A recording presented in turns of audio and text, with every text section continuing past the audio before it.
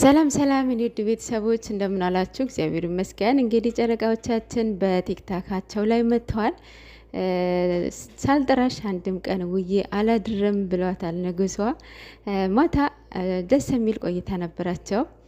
እናንተ ግን የሰው ቤት ሄዳችሁ እያቃጠራችሁ ነበረ፣ ገና ከመግባቷ ማለት ነው። ወይኔ የወሬ ሱስ እና በጣም ደስ የሚል ቆይታ ነበራቸው። ቅመምዬ ትንሽ እየተሽኮረመመችም ነበረ፣ እያሽኮረመማትም ነበረ። እሱ በቃ በስመ አብ ኧረ ጨዋታ ጨምረዋል፣ ንግግር ጨምረዋል።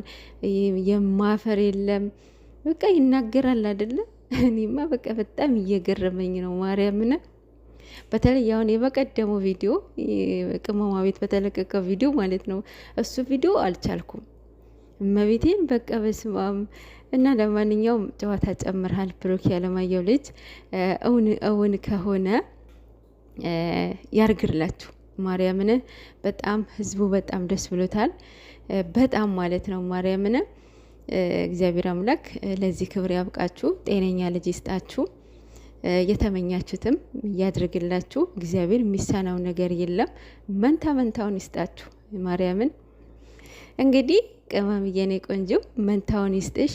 እሷ መንታ ከሰጠኝ ሲያለቅሱ አብሬያቸው ነው ማለት ሰው እና የኔ ቆንጆ የኔ እናት ቅመምዬ ልጅ የሚሰጠው እግዚአብሔር ነው።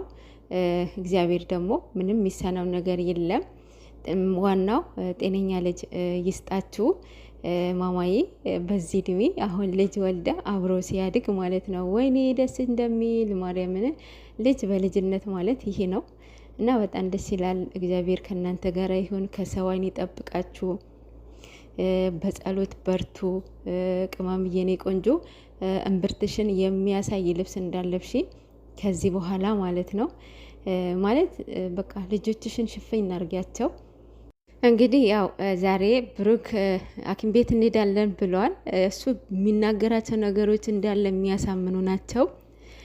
አብዛኛው ግን ፕራንክን እያደረጉን ነው እያሉን ነው። እና እኔም ራሱ እኮ ሀፍ ነኝ፣ ሙሉ አይደለሁም። የምር በሙሉ አላመንኩም። እና ማለት በቃ ይሆናል አይደለ? ኮንቪውስድ አድርገውኛል።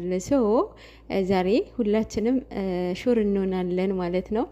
እቺ እየሩስ ተብዬዋ ከህይወታቸው እንደምንም ብላ ብትወጣላቸው ከዚህ በኋላ እየተጃጃለች ትመጣለች ብዬ አላስብም። ማለት እኔ እንጃ ብቻ የእሷ ነገር አያስታውቅም። ምክንያቱም ሌላ ዓለም ውስጥ ስለሆነች ማለት ነው።